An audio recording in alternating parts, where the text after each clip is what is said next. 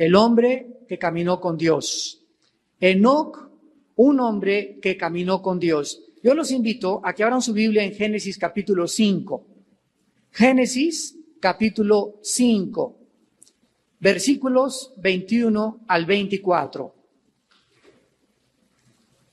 Dice la Biblia, vivió Enoc 65 años y engendró a Matusalem. Y caminó Enoc con Dios.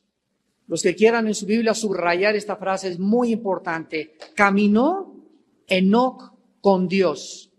Porque esta es la primera vez en la Biblia que se habla de alguien que camina con Dios. Después engendró a Matusalem 300 años y engendró hijos e hijas. Y fueron todos los días de Enoc 365 años. Y se vuelve a repetir, caminó pues Enoc con Dios y desapareció porque le llevó Dios. Enoc es uno de los personajes más misteriosos y más interesantes de la Biblia, porque es, vuelvo a repetir, uno de los pocos de quien se dice, caminó con Dios. Es uno de los hombres también que en el libro de Hebreos, en el Nuevo Testamento, capítulo 11, versículo 5, dice la Biblia, por la fe Enoc fue traspuesto para no ver muerte y no fue hallado porque lo traspuso Dios.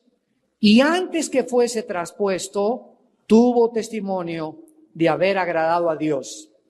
Enoc no solamente es importante de estudiar, a pesar de que hay solamente 3 pasajes donde se menciona Enoc, que es Génesis 5, Hebreos 11 y Judas, que lo voy a hacer más adelante, sino que este es el primer hombre en la historia, en la Biblia, que fue arrebatado, que no murió, que subió al cielo y fue transformado antes de poder entrar a la presencia de Dios. O sea, si queremos alguna tipología acerca del arrebatamiento del Nuevo Testamento, la encontramos en este personaje llamado Enoc.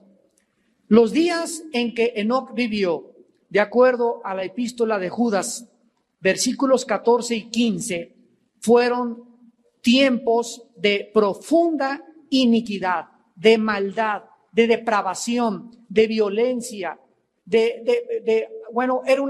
crímenes, de secuestros, de todas aquellas características que conforman la sociedad actual en la que estamos viviendo.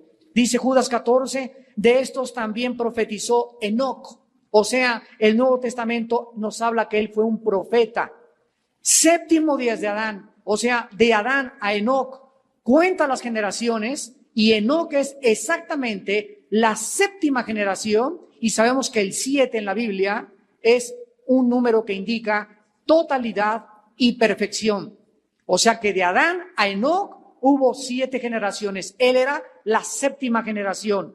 Y dice aquí, he aquí vino el Señor con sus santas decenas de millares, para hacer juicio contra todos y dejar convictos a todos los impíos y todas sus obras limpias que han hecho impíamente y de las cosas duras que los pecadores impíos han hablado en contra de él. La tierra en los tiempos de Enoc estaba pues sumida en violencia. Y es interesante que Enoc fue sacado de la tierra, arrebatado por Dios, porque nos habla de que antes de que Cristo venga a arrebatar a la iglesia, las características de la iglesia que van a prevalecer en esos tiempos van a ser exactamente iguales a las que vivió este personaje llamado Enoc. Yo si les preguntara a todos ustedes, levante la mano, no lo hagan, ¿cuántos quieren irse en el arrebatamiento de la iglesia? Creo que muchos conocen esta doctrina. Dice la Biblia que no todos vamos a morir, que no todos vamos a saber ni a gustar qué es morir, porque Cristo puede venir y sacar a la iglesia en el momento que nosotros menos lo pensamos como un ladrón en la noche y vamos a ser arrebatados y transformados. Vamos a ver esto en Primera de Tesalonicenses 4, 16 y 17 más adelante. Y muchas personas se van a quedar aquí en la tierra y van a comenzar a decir, se los llevaron los ovnis. Misteriosamente los noticieros de televisión van a ser congestionados. Pilotos de aviones van a estrellarse porque desaparecieron los pilotos de los aviones. Trenes se van a escarrilar porque no había nadie que los manejara. Va a haber un tráfico tremendo, choques de carros, porque de repente millones de personas van a desaparecer de este planeta Tierra, de acuerdo a lo que se conoce como la doctrina del arrebatamiento. Si ustedes quieren ser arrebatados, y estamos en los tiempos precisamente que Enoc profetizó, necesitamos tomar el modelo de Enoc. Porque dice claramente el libro de Hebreos, antes de que Enoc fuera arrebatado o fuera traspuesto, tuvo testimonio de haber agradado a Dios. Y esta forma en la que el Espíritu Santo nos habla acerca de Enoc, nos dice en Génesis que él caminó con Dios. Y vamos pues en esta tarde a analizar qué significa caminar con Dios, para que estemos absolutamente seguros de que nosotros también estamos caminando con Dios. La tierra en esos tiempos estaba sumida con mucha maldad y Noé nació 69 años después del traslado de Enoc. Noé nació 69 años después, o sea, Enoc fue abuelo de Noé. Y después vemos nosotros que Matusalem, hijo de Enoc y papá de Noé, vivió hasta el diluvio y fue un instrumento para enseñarle a su hijo Lamec qué era lo que Dios anhelaba de su vida y de su familia. Lamec fue un varón de Dios que dio la profecía acerca de lo que Dios haría con Noé. Dice Génesis 5:28, vivió Lamec 182 años y engendró un hijo. Y llamó su nombre Noé. Ustedes saben que Noé significa consuelo. Noé significa consolación o consuelo en el hebreo. Porque con la entrada o el nacimiento de Noé, Dios iba a consolar al mundo después del diluvio. Y entonces dice la Biblia, diciendo, este nos aliviará de nuestras obras y del trabajo de nuestras manos, a causa de la tierra que Jehová maldijo. Vemos pues que hay una profecía antes de que Noé naciera, de que cuando él naciera, él iba a hacer un consuelo. Él iba a darle descanso a la tierra y Dios iniciaría con los 3 hijos de Noé una nueva generación de seres humanos.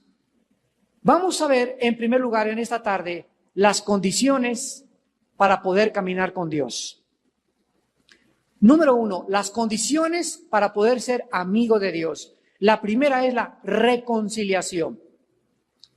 La Biblia nos dice en 2 Corintios capítulo 5 en el Nuevo Testamento, hablando acerca de lo que Jesús hizo en la cruz, con la palabra reconciliar. Dice 2 Corintios capítulo 5, 17, de modo que si alguno está en Cristo, nueva criatura es. Las cosas viejas pasaron, todas son hechas nuevas. Y todo esto proviene de Dios, quien nos reconcilió consigo mismo por Cristo y nos dio el ministerio de la reconciliación. Esta palabra reconciliación es la palabra catalazo en el original griego con K, catalazo, y significa enemistad. Estábamos enemistados con Dios. Y la reconciliación, significa, es un prefijo latino que significa volver a, resurrección, volver a vivir, reconciliar, volver a conciliar, religión, volver a ligar. La reconciliación era necesaria porque antes de que tú recibieras a Cristo y antes de que yo recibiera a Cristo, dice Romanos capítulo 5, versículo 9 en adelante, que si siendo enemigos, fuimos reconciliados mediante la sangre de Jesucristo, mucho más siendo reconciliados, seremos salvados por su vida. Entonces la Biblia describe a los seres humanos como enemigos de Dios. Y aunque tú no lo digas, y aunque tú no lo creas, y me puedas en esta tarde decir, bueno, yo siempre he creído en Dios, muy bien, a lo mejor has creído en Dios y la pregunta es, ¿en cuál Dios? ¿En cuál Dios has creído? Porque los griegos tenían millones de dioses. Los romanos tenían de Dios a los césares. La Biblia nos habla que el diablo es un Dios, que es el Dios de este siglo, 2 Corintios 4:4. Entonces, cuando alguien dice, creo en Dios, la pregunta obvia es ¿en cuál Dios? Porque vuelvo a repetir, hay muchos dioses que el mundo ha creado y fabricado, pero cuando venimos a la Biblia nos revela el único Dios vivo y verdadero. Entonces, de acuerdo a la Biblia, tú eras enemigo de Dios y Cristo en la cruz del Calvario pagó por tus pecados. Cuando tú aceptas a Jesucristo en tu vida como tu Salvador, en ese momento algo sucede. De la enemistad y de ser enemigo de Dios, ahora entramos a la familia de Dios. Ahora ya no soy enemigo de Dios, ya no estoy en contra de sus leyes, ya no soy un rebelde en el reino de los cielos. Ahora soy una persona que ha podido entrar en amistad con Dios, no por mis obras, no por mis peregrinaciones, no por mis sacrificios que yo haya hecho, ni tú tampoco, sino gracias a la obra de un hombre llamado Jesucristo, que en esa cruz dio su sangre para que yo pudiera hacerme amigo con Dios mediante el derramamiento de su sangre preciosa.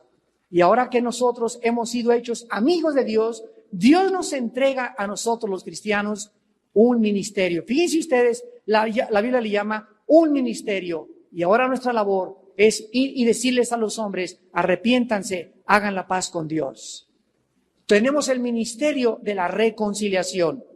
Para que cualquier ser humano pueda comenzar a convertirse en amigo de Dios, forzosamente, tú en esta tarde que me escuchas, ustedes por la televisión, el primer paso es regresar a la cruz y decirle a Dios, perdona mis pecados, lávame con tu sangre, creo que tú pagaste en mi lugar, te invito a mi corazón como mi Señor y mi Salvador, y en ese momento se inicia el primer paso para caminar con Dios. En segundo lugar, para poder caminar con Dios, el segundo requisito es tener la misma naturaleza. Dios es un ser totalmente diferente a nosotros. No se le puede describir, es el Padre de las luces, omnipotente, omnisciente, omnipresente. Nadie jamás lo ha visto. Cuando en Apocalipsis 4 el apóstol Juan tuvo la visión del cielo, él solamente vio luces, alguien sentado en un trono, y eran como verdes, blancos, como esmeralda, lo que salía, ángeles alrededor diciendo, y querubines, santo, santo, santo, millones de ángeles asistiendo cerca de él, sirviéndole a él, pero la imagen física de Dios no puede ser descrita porque él es diferente a cualquier criatura que él haya creado. Esta característica peculiar de que él es diferente, en nuestra limitada comprensión, Dios usó una palabra que es la palabra santo. La palabra santo significa inherentemente y etimológicamente puro, diferente y separado. O sea, Dios es un ser totalmente diferente, es un ser totalmente separado, es un ser totalmente purísimo. Es lo que significa la palabra santidad. Para caminar con Dios es lógico, ¿verdad?, que tenga yo la naturaleza de Dios. Yo puedo tener un perro y el perro tiene la naturaleza canina. Yo soy un ser humano, él es un animal. Y entonces yo no puedo hablarle y decirle, Fido, ¿cómo te sientes? No me puede contestar porque él no tiene mi idioma. Yo puedo caminar con él y divertirme con mi perro, pero no puedo tener compañerismo con él porque tenemos naturalezas diferentes. También el puerco tiene otra naturaleza, el caballo tiene otra naturaleza, y por eso Dios, antes de crear a Eva, le trajo a Adán a todos los animales en Génesis capítulo 3, y vio a Adán la changa y dijo, no, esta está re fea para darle un beso. Le puso una jirafa, le puso un caballo, y dice la Biblia, y no se halló ayuda idónea para Adán, dándonos a entender la Biblia que el reino animal no tiene la misma naturaleza que nosotros. Ellos tienen alma, todos los animales tienen alma, son seres vivientes, pero no tienen espíritu. Entonces, para poder tener compañerismo, Adán necesitaba una persona que fuera también humana, no alguien subhumano, sino alguien que fuera humano. Y cuando le trajeron a Eva, dijo, ¡yupi! ¿Verdad? Cuando le trajeron ese gansito marinela, pegó un grito a Adán que dijo, ¿qué luna de miel ni qué nada? Ya que ya estaban los dos, ¿verdad?, pudiendo tener comunión. Entonces, de la misma forma, Dios es espíritu. Y para que nosotros podamos tener comunión con Dios, necesitamos que nuestro espíritu pueda hacer contacto con su espíritu. Pero como la Biblia dice que nacimos muertos, separados espiritualmente de Dios, necesitamos recibir a Cristo, que el Espíritu Santo entre a nuestra vida para que podamos otra vez volver a conectarnos con Dios. Dice en 2 de Pedro 1:4 que nosotros somos partícipes de la naturaleza divina. Imagínate nada más, cuando recibiste a Cristo, ¿quién entró a ti? Entró a ti el Padre, entró el Hijo y entró el Espíritu Santo. Cristo tenía al Padre morando dentro de él. Y continuamente dijo, las obras que yo hago las hace el Padre. Entonces, para poder tener comunión con Dios, para poder caminar con Dios, para entender a Dios, necesitamos tener su naturaleza. Y esta naturaleza es la naturaleza divina que recibimos cuando recibimos al Espíritu Santo. En tercer lugar, para poder caminar con Dios, el tercer requisito es que se necesita un acuerdo moral. Un acuerdo moral. La Biblia dice, ¿podrán caminar dos juntos si no estuvieran de acuerdo? No, ¿verdad? Imposible. Dios es santo, Dios es puro, Dios es separado. Y yo tengo ahora ya su naturaleza. Al entrar el Espíritu Santo, yo no soy Dios. La naturaleza divina de Dios está en mí, pero yo soy humano con la naturaleza de Dios dentro de mí y tú también. Pero eso no nos hace dioses, porque Dios significa alguien que ha existido por toda la eternidad y el único creador es Él. Y todos somos criaturas que entramos a la eternidad en el momento que recibimos al Espíritu Santo. Pero si yo quiero comenzar a caminar con Dios, tengo que moralmente aceptar sus reglas, sus mandamientos y su código de conducta. Y esta es la razón por la cual en 1 de Pedro 1:15 en adelante dice la Biblia, sean santos. Ya somos santos por tener la presencia de Jesucristo, pero ahora en la práctica tengo que santificarme. En otras palabras, crecer en la gracia y el conocimiento de nuestro Señor Jesucristo. Dios me dice, Armando, recuerda, ¿quieres conocerme? Sí, Señor. ¿Quieres prosperar? Sí, Señor, lo deseo con tu alma. ¿Quieres que te bendiga? Sí, Señor, lo deseo muchísimo. ¿Quieres tener paz en tu vida? Sí, Señor. Sé santo. Sé santo. Es imposible ser feliz sin ser santo. Es imposible ser bendecido por Dios sin ser santo. Es imposible creer que nos pueda ir bien en la vida sin la santidad. Sin esta santidad es imposible entender la Biblia. Sin la pureza, sin ser diferentes a los demás hombres, nosotros no podemos esperar caminar con Dios. Y para ello necesitamos comenzar a comprender lo que la Biblia dice en Hebreos 12:14. Seguir la santidad sin la cual nadie verá a Dios. Si tú mueres sin esta santidad, no entras al cielo. Aunque hayas tenido una religión, aunque hayas ido a la villa, aunque hayas hecho sacrificios, aunque hayas dicho que eras cristiano, la santidad se manifiesta cuando haces cosas diferentes a las personas que te rodean. Y la santidad se comienza a percibir en primer lugar con tu familia. ¿Hay alguien en tu familia que pueda decir, Juan o Pedro o Lupita son diferentes? ¿Ya no toma junto conmigo? ¿Ya no se ríe de los chistes con nosotros? ¿Ya no ve las películas que veíamos antes? ¿Ya lo vemos diferente? ¿Ya eres un santurrón? Y comienza la persecución por ser diferentes. Porque ya no participamos de las acciones, de la conducta que nuestra propia familia mantiene. Comenzamos a separarnos y esta separación a los incrédulos les parece aborrecible y nos persiguen y nos ultrajan porque quieren que hagamos y pensemos como ellos.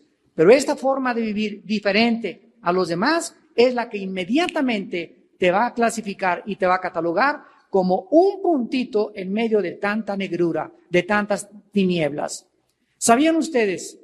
Hace muchos años estaba yo estudiando arte y en una de las clases en la universidad me dijeron, si tú agarras una cubeta y metes todos los colores, el blanco, el rojo, son 8 aproximadamente todos los colores que hay, ¿saben ustedes qué color sale? El negro. El negro. O sea, que del negro salen todos los demás colores. El negro, en otras palabras, contiene todos los colores. ¿Y qué dice la Biblia? Que que de las tinieblas Dios sacó la luz. Hizo resplandecer en nosotros de las tinieblas la luz de Jesucristo. Y es la forma en la que nosotros debemos de reaccionar. De esas tinieblas en las que nos vivíamos, tenemos ahora, porque todo es de dentro, del negro salen todos los colores, y de lo que está dentro de mí sale absolutamente todo aquello que yo puedo manifestar que es de Dios. No es lo que entra, lo que contamina al hombre, dijo Cristo, sino lo que sale del hombre es lo que contamina, porque como es en su corazón, así es él. Entonces, si tu corazón no ha cambiado, es porque tienes tu naturaleza antigua. En 2 de Pedro 2, versículo 22 en adelante, está hablando de los falsos maestros, de aquellos que escucharon a Cristo, que fueron apartados por un tiempo por el conocimiento de Dios de las demás personas. Pero dice 2 de Pedro capítulo 2, pero les pasó lo que el proverbio, el perro vuelve a su vómito y la puerca lavada a revolcarse en el lodo. Y la pregunta es, ¿por qué un perro regresa a su vómito? Pues porque es perro, es su naturaleza. Para que el perro ya no se vuelva a tragar lo que vomitó, necesita convertirse en gato o en chango o con otras características, pero los perros tienen esa naturaleza. Y los puerquitos, ¿por qué los lavas, los sacas del lodo, le pones champú, Pantene y todo, Chanel número 5, le pones ahí un collar bonito y está el puerquito ahí todo, oin, oin, oin, oin. ¿Cuánto te dura fuera del lodo? Te dura 5 o 10 minutos y regresa a revolcarse. ¿Por qué? Porque es puerco. Porque su naturaleza nunca fue cambiada. ¿Qué está diciendo aquí el apóstol Pedro? Que hay muchas personas que entraron a la iglesia y que han tomado estudios y que han oído de Cristo, pero regresan cuando pasa el tiempo a su vómito y a su naturaleza antigua. ¿Por qué? Porque su naturaleza nunca les fue cambiada. Nunca fueron salvos. Nunca fueron salvos. Nunca participaron de la naturaleza divina de Dios. Fueron bautizados, venían al estudio, pero ellos nunca cambiaron su vida interior. Nunca amaron la santidad, nunca lucharon por ir más lejos del pecado, nunca odiaron el pecado, nunca amaron la Biblia, no tenían vida de oración, no le hablaron nunca a nadie de Jesucristo, o sea, fueron simplemente religiosos. Por dentro estaban podridos y por fuera tenían cara de San Crisóstomo. Y vemos en último lugar que para poder caminar con Dios se necesita confiar en Dios, o sea, tener fe. En Hebreos 11, versículo 5, dice claramente la Biblia, hablando de Enoc, que fue traspuesto, fue arrebatado para no ver muerte. Hebreos 11:5. Y no fue hallado porque lo traspuso Dios. Y antes que fuera traspuesto, tuvo testimonio. Y sin este testimonio, ninguno puede ser arrebatado cuando Cristo venga por nosotros. ¿Qué testimonio dio Enoc? Tuvo testimonio de haber agradado a Dios. ¿Y qué dice Hebreos 11:6? Y sin fe es imposible agradar a Dios, porque es necesario que el que se acerca a Dios crea en primer lugar que Dios existe, crea que le hay, y en segundo lugar tienes que creer que Dios recompensa, que lo que sembramos recogemos, y que aunque ahorita no veo tal vez una cosecha en mis hijos o en mi negocio o en mi familia, ahí viene. ¿Por qué sigo? ¿Qué me anima a no desanimarme, a no perder la esperanza, a no amargarme, a no llenarme de rencor, a no desesperarme y decir, ya me tiro la toalla, ya para qué ser cristiano, todo me sale mal? ¿Qué es esa fuerza interna que cuando me siento cansado y ya no puedo, dice la Biblia, vuelvo a sentir fuerzas como las águilas y levanto y vuelo todavía más alto que las mismas aves? Porque los que esperan en Jehová tendrán nuevas fuerzas. ¿De dónde vienen esas nuevas fuerzas? Ese nuevo vigor que nuestra alma necesita. Es algo sobrenatural. No viene de los Valium, no viene del Ecuanil, no viene de un trago de tequila, no viene de alcohol, no viene de ninguna cosa, porque es algo que proviene de Dios. Y Dios quiere que experimentemos cuando estamos cansados, agotados, que caigamos y digamos lo que dice Filipenses 4, 6 y 7. Por nada estén afanados. Por nada estén estresados. Por nada estén angustiados. Porque estamos perseguidos y atribulados en todo, pero no angustiados. Perseguidos, mas no desesperados. Derribados, pero no destruidos. Sino sean conocidas vuestras peticiones con toda oración, con ruego y con súplica, y la paz de Dios, que sobrepasa todo entendimiento, guardará vuestros pensamientos y vuestro corazón en Cristo Jesús. Cuando tú realmente llegas, Padre Santo, ya no aguanto. Yo se los digo, creo que se los dije la vez pasada, el jueves pasado, y llega un momento en mi vida que caigo así en la cama, Padre, ya no puedo. Las cargas, la iglesia, la familia, esto y el otro, los viajes, despertarme a las 4 o 5 de la mañana muchas veces. Bueno, porque somos humanos, no somos dioses.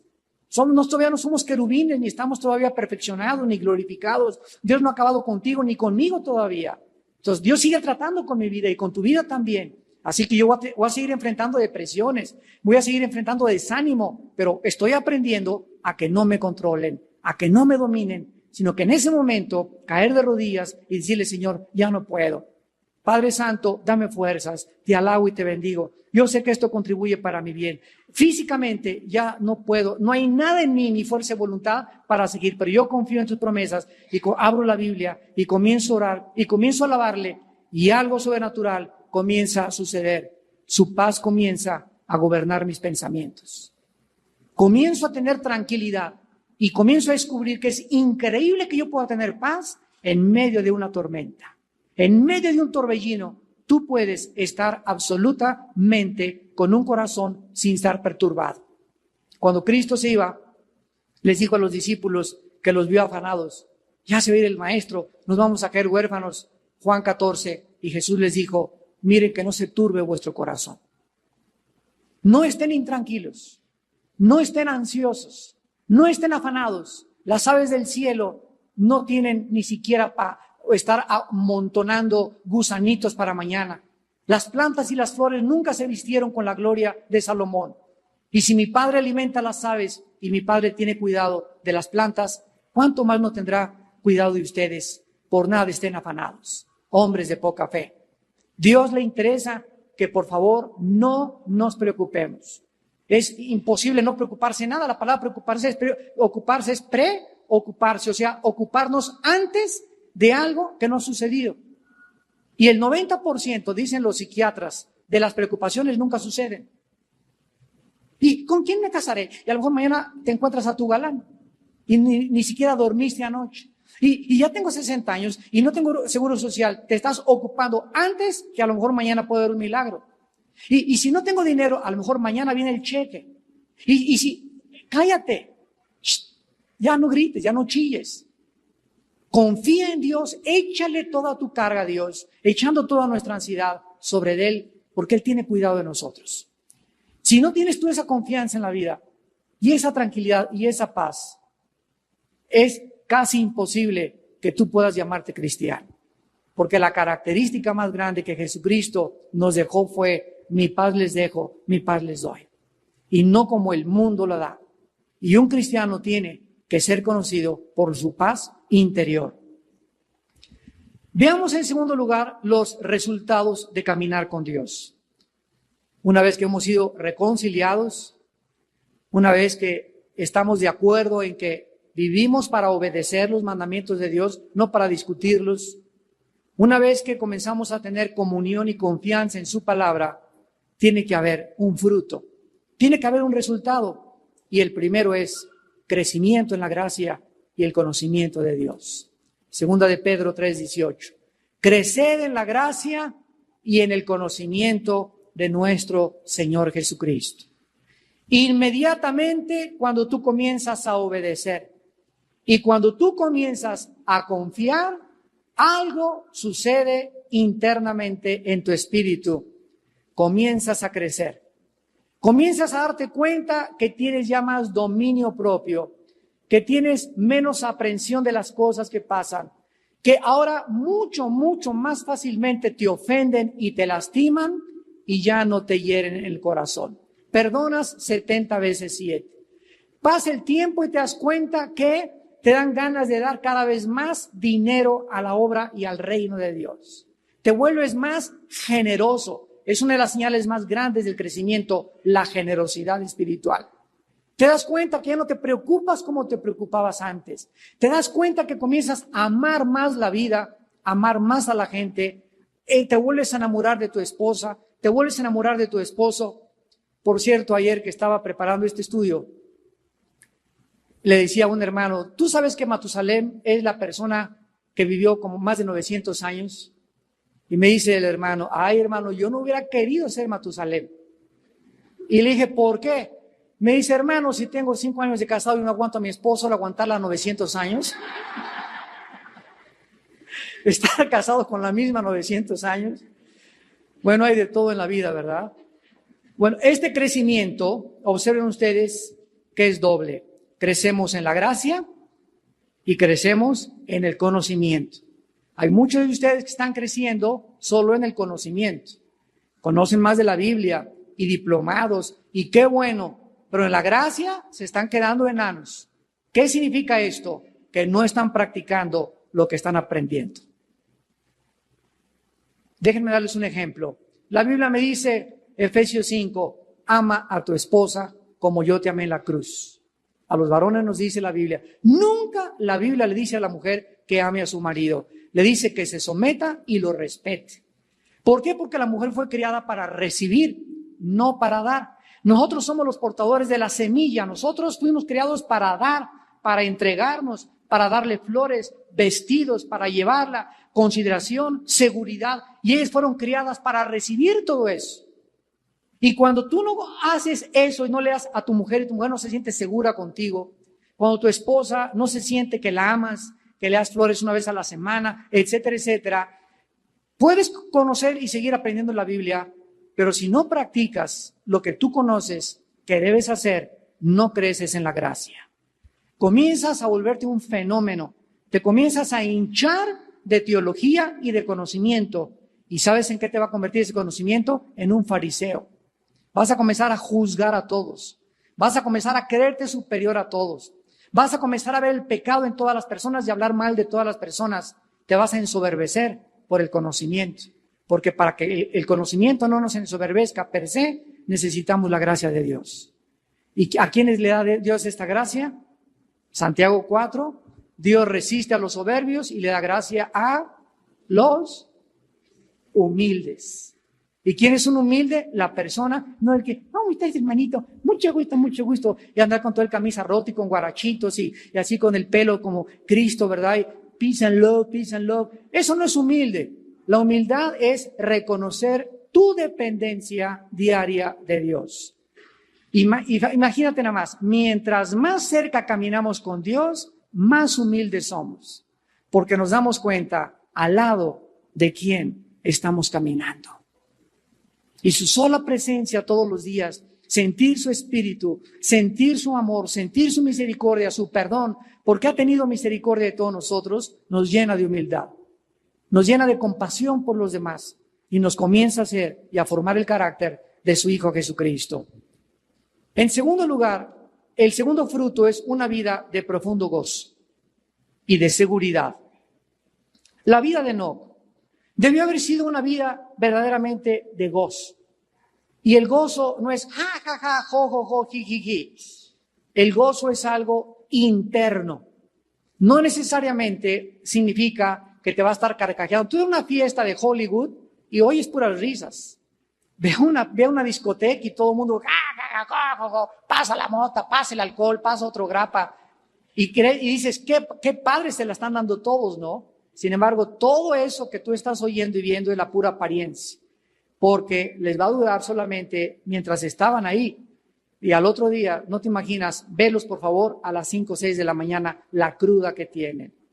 Y la necesidad que ellos tienen de recurrir a ese mundo para escapar de la realidad y por lo menos 3 o 4 horas de una forma artificial con anestésicos, porque ¿qué es la droga? Un anestésico. ¿Qué es el alcohol? Un anestésico. ¿Qué es la pornografía? Un anestésico que nos duerme, nos adormece porque no nos gusta vivir la realidad en nuestros 5 sentidos.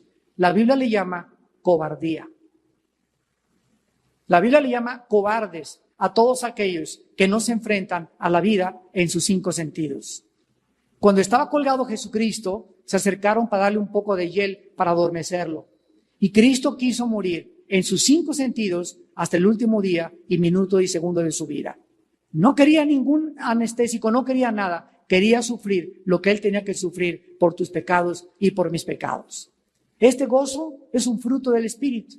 Este gozo es un contentamiento. 1 Timoteo 6, del 10 en adelante. Teniendo sustento y abrigo, estemos, ¿qué dice?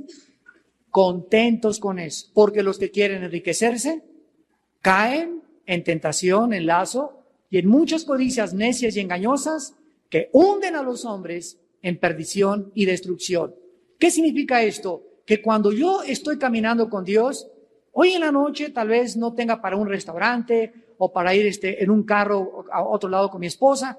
Tenemos para cenar, hay frijolitos refritos, mi amor, y totopos. Pero como tenemos a Cristo, esos totopitos y ese refresco y esa horchata la disfrutamos mejor que si estuviéramos en el World Trade Center, en el último piso, cenando sin Cristo y con la pura apariencia. Esto significa contentamiento, estar contentos con lo que tenemos, reconocer que no es el dinero lo que nos hace felices, reconocer que si Dios me quiere prosperar, gloria a Dios, si Él me quiere hacer famoso, que me haga famoso, pero yo no voy a buscar el dinero, ni voy a buscar trabajar 3 turnos para ganar más cuando a su amado dará Dios el sueño. Entonces tenemos que comprender que si queremos caminar con Dios, un fruto es el gozo tremendo. Y en tercer lugar, el tercer fruto de caminar con Dios es ser testigo de Jesucristo. Ser testigo de Jesucristo. Hechos 1:8.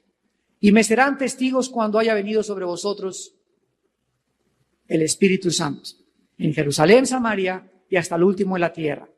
Una persona que camina con Dios, una persona que tiene un acuerdo moral con Dios, una persona que vive en santidad, una persona que tiene gozo, es una persona que manifiesta y le arde. Hay una pasión, un volcán en su vida de hablar de Cristo.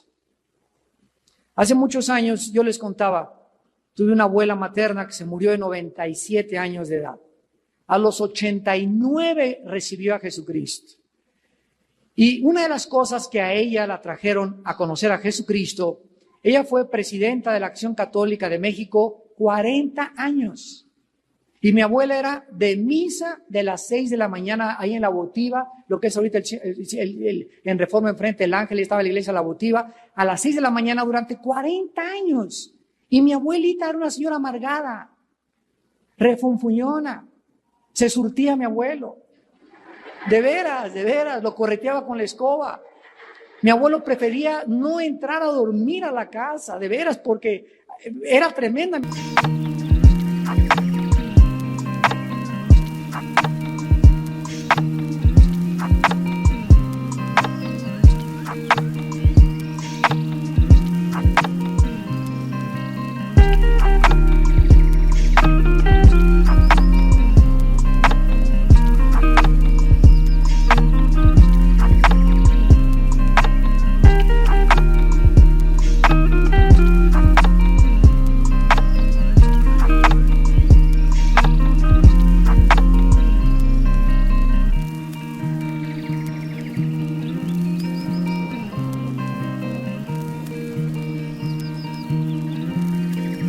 Mi abuelita era toda una general de división, su papá fue general en la revolución. Entonces mi abuela, cuando oyó que nosotros, así nos dicen, ya cambiaron de religión, lo primero que le dije a mi abuelita cuando recibí a Cristo es, abuelita, en todos tus casi 50, 60 años que tienes en tu religión, ¿a quién le has hablado de Jesucristo? Y lo primero que me contestó mi abuela fue, ¿de qué me estás hablando? ¿Qué me quieres decir? Y le dije, abuelita, a esa muchacha que viene a trabajar y a trapearte tu casa, la tratas como una sirvienta, porque mi abuelita era bien racista. Aparte de todo, pero eso sí muy religiosa, ¿no? Racista, peleonera, fuñona, correteaba a mi abuelo con la escoba, pero eso sí, no faltaba a su religión. Y le dije, ¿por qué nunca le has hablado de Cristo? Me dice, ¿qué le digo? Le digo, ¿cómo? ¿No sabes cómo decir a una persona cómo se vaya al cielo? Bueno, que se porte bien, que se persine, que cumpla los sacramentos. Y le dije, abuelita, ¿ya has leído la Biblia? Y me dijo, en mis 50 años que tengo, me prohibieron leerla. Me dijeron que no podía leerla porque nadie la entendía y que tenía interpretaciones diferentes. Y abrí la Biblia en Hechos 1:8, estábamos cenando y se la puse enfrente de sus ojitos y le dije, abuelita, interprétame Hechos 1:8. Necesita interpretación, me serán testigos cuando el Espíritu Santo venga sobre ustedes. Abuelita, ¿qué significa testigos? Le dije, es la palabra martureo, de donde viene la palabra mártir en el griego, que significa ser testigo de lo que vimos y lo que oímos hasta la muerte. Fieles hasta la muerte. ¿A quién le has dado testimonio de que Cristo murió, resucitó y pagó por sus pecados y que no se necesitan hacer obras porque es por la gracia de la salvación? Y mi abuelita se quedó y comenzó a llorar. No durmió en esa noche, después ella da su testimonio. No pudo dormir. Y me habló como a los 3 días, me dijo, me decía, Minito, ven para acá y dime, cuéntame, háblame más de la Biblia. Dios la había tocado. Y le había mostrado que había vivido engañada, creyendo que hay caminos que parecen derechos y el camino en el que ella vivía era un camino que la iba a llevar a la muerte. Si tú eres cristiano, tú hablas de Cristo. ¿A quién le has hablado de Cristo? Te pregunto en esta tarde lo que le dije a mi abuela hace algunos años antes de morir. ¿A quién le has hablado tú de Jesucristo? En el camión, en la escuela. ¿Has ganado a alguien para Jesucristo? ¿Le has dicho a alguien, vamos a orar y invita a Jesucristo en tu vida? Mira, ¿cuál es el plan de salvación? En el avión, en el camión, en la ruta 100, no sé dónde, pero a alguien, desde que te convertiste, a tus amigos, a tu maestro, ¿repartes folletos? Cuando vas a comer a Sanborns o a Vips, traes folletos con el plan de salvación y lo pones ahí para que la mesera lo vea. ¿Cuántas meseras se han convertido a leer el plan de salvación? Si tú no eres testigo, no estás caminando con Dios. Y si no estás caminando con Dios, tu cristianismo es de la boca para afuera. Y finalmente, veamos en Génesis 5, 21 y 22, la culminación, en último lugar, de caminar con Dios.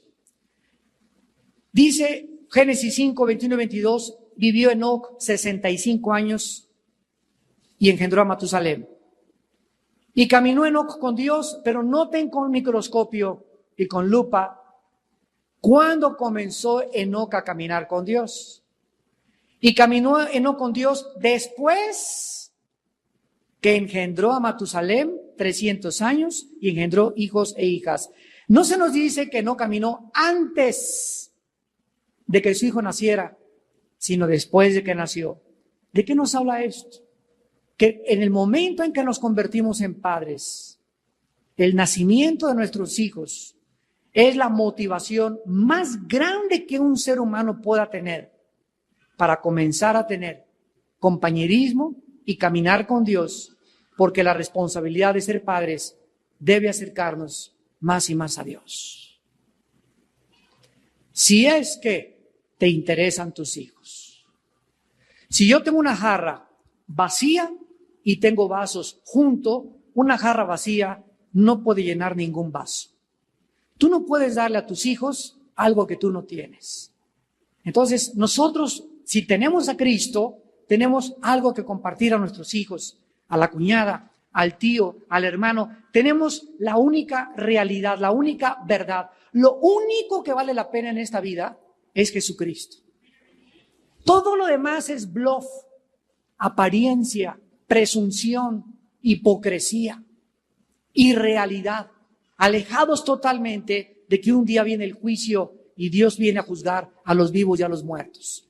El mundo está en su jaja, jiji, el club, el tenis, el campeonato de golf, por aquí, por allá, el viaje. Me compré este abrigo allá en Girard, Rorschach, en París, Londres. Y el anillo, y mira el anillo que tengo, y qué marca de reloj tienes, y qué marca de pantalón siguen a tus hijos, te invita a París de vacaciones, y toda la gente vive totalmente en pura marihuanada.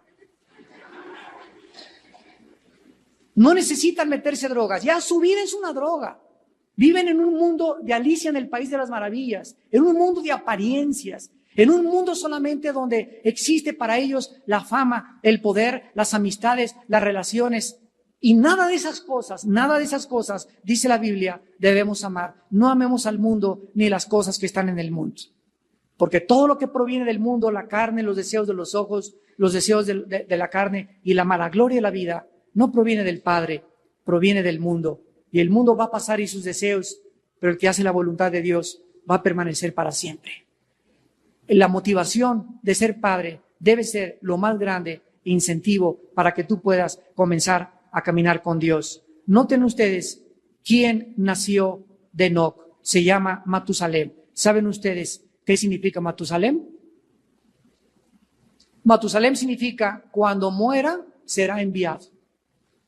Apúntalo, cuando muera será enviado. Enoc recibe una revelación que a través del nacimiento de su hijo el mundo iba a durar. Y cuando Matusalén muriera, vendría un juicio tan grande en el mundo que hundiría a todos los humanos en lo que se conoce como el diluvio universal. Los nombres estaban asociados en la Biblia con la condición humana. Ponle a tu hijo que cuando él muera, entonces será enviado. ¿Será enviado qué cosa? Será enviado el juicio de Dios. Cuando el niño muera, le estaba diciendo Dios a Enoc, abriré las fuentes de las aguas y traeré un juicio tan grande sobre la tierra que nadie sobrevivirá más que 8 personas. El hijo de Matusalem, que fue Enoc, el nieto de Noé, que fue el nieto de Enoc, y Noé, su esposa y sus 3 hijos y sus tres esposas de los hijos son las únicas personas que Dios salvó en este mundo. ¿Cuál sería el efecto producido en Enoc? Cuando supo que cuando mi hijo muera viene el juicio, ¿qué hizo? Prepararse para el futuro. Nosotros, de la misma manera, amados santos, hemos recibido el mismo mensaje. El juicio viene. El juicio viene. Estos huracanes, cambios climatológicos, cada día más frío, cada día más calor, temperaturas, calentamiento de la tierra, inestabilidad en Sudamérica, inestabilidad política, confusión, depravación sexual, confusión económica, el Medio Oriente ardiendo en llamas como un hoy express, Japón, Europa, y encontramos que el mundo se encuentra en llamas. Y los cristianos están todavía, ya los no cristianos, ¿verdad? No saben ni en qué mundo viven, pero los cristianos viven todavía tan alejados de que el Señor viene a juzgar a los vivos y a los muertos. Dice en Hebreos capítulo 11, versículo 7. Hebreos 11, 7. Por la fe Noé, por la confianza que Noé tenía en Dios, cuando fue advertido por Dios acerca de cosas que aún no se veían, con temor preparó el arca en que su casa se salvara. Y por esta fe condenó al mundo y fue hecho heredero de la justicia que viene por la fe. Nosotros hemos sido advertidos, el juicio viene, el juicio viene, el juicio viene. ¿Te estás preparando para que tu casa se salve? ¿Estás preparando a tus hijos? Como matrimonio están ustedes todos los días antes de acostarse leyendo juntos la Biblia y orando a Dios que los guarde, que los proteja. Cuando tus hijos están dormidos, vas y te acercas a sus camas o a su cuna y le pones la mano todos los días antes de acostar a tus hijos y los bendices. Y le dices, Padre Santo, cubro a mi Pepito con la sangre de Jesucristo, cubro a mi Leti con la sangre de Jesucristo. Y cuando están dormidos en el cuarto, reprendo cualquier espíritu en este cuarto, en esta casa. Esta casa es de Dios, esta casa es santa. El Señor manda a tus ángeles que no molesten a mis hijos con pesadillas, que no les causen temor durante la noche. Padre, cubro con tu sangre y con tus ángeles mi hogar. ¿Lo haces? ¿Diario estás en esta lucha espiritual? ¿Cuántas semanas o meses dices que eres cristiano? Pero tu cristianismo es solamente aquí los jueves y el domingo de 11 a 2. Y necesitamos, para cuando venga Cristo, irnos con Él, caminar con Dios. Y Enoc es una de las más grandes maravillas que Dios nos deja escritas en la Biblia para que podamos prepararnos en el día del Señor. Y terminamos leyendo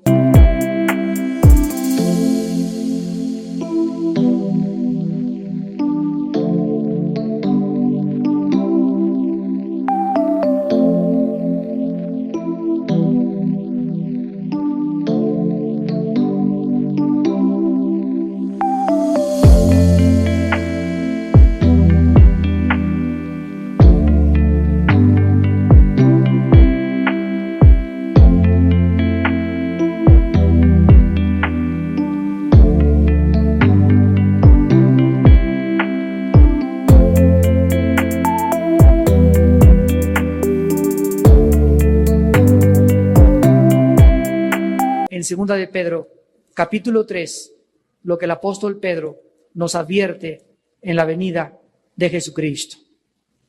Dice segunda de Pedro, capítulo 2, versículo 9 en adelante, segunda de Pedro 3, 9, el Señor no retarda su promesa, según algunos la tienen por tardanza, sino que es paciente para con nosotros.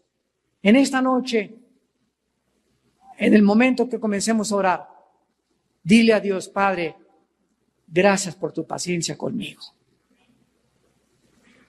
Gracias, Señor, porque no me había caído el 20 tal vez hasta esta noche. Y tú me has esperado todas estas semanas, todos estos últimos años, y hoy me has abierto el entendimiento para hacerme conocer que vienes pronto y que debo de prepararme. Y que debe ser la más grande motivación en mi vida para vivir una vida de santidad y vivir cerca de ti, en comunión contigo. El Señor es paciente, no queriendo que ninguno perezca, sino que todos procedan al arrepentimiento. Pero el día del Señor vendrá como ladrón en la noche, en el cual los cielos pasarán con gran estruendo y los elementos ardiendo serán deshechos, y la tierra y las obras que en ella hay serán quemadas.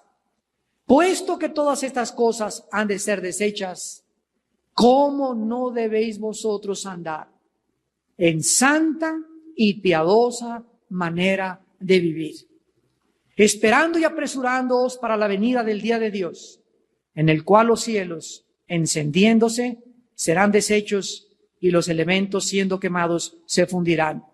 Pero nosotros esperamos, según sus promesas, cielos nuevos y tierra nueva, en los cuales mora la justicia, por lo cual, oh amados, estando en espera de estas cosas, procuren con diligencia ser hallados por Él, sin mancha e irreprensibles, en paz. Oremos. Señor, te damos gracias por la vida de Enoc, porque te lo llevaste como un ejemplo, como un símbolo, como un tipo de lo que va a suceder bajo el nuevo pacto a todos aquellos que caminen contigo. Oh Señor, que podamos ser guardados irreprensibles hasta el día de Cristo en nuestro espíritu, alma y cuerpo. Y si invocáis por Padre aquel que sin acepción de personas juzga a cada uno según sus obras, condúzcanse en temor durante todo el tiempo de vuestra peregrinación. Recuerden que el precio que se pagó por nuestra salvación no fue oro ni plata, sino la sangre preciosa de un cordero sin mancha ni contaminación, ya destinado desde antes de la fundación del mundo para que nosotros comprendiésemos el amor eterno con el cual Dios siempre nos ha amado. En esta noche, tal vez, y ustedes que nos ven por la televisión, tal vez estás viendo desde un bar, a lo mejor desde la sala de tu casa, tal vez desde la cárcel, donde quiera que tú estés. Te invito también a que esta noche hagas la paz con Dios, a que te reconcilies con Dios, a que vengas a la cruz. No te invito a que vengas a una religión, te invito a que vengas a un hombre que se llama Jesucristo. Tú puedes tener una religión sin tener a Jesucristo ni el perdón de tus pecados. Jesús dijo: nadie va al Padre si no es por mí. Ven a Jesús en este momento y dile estas palabras.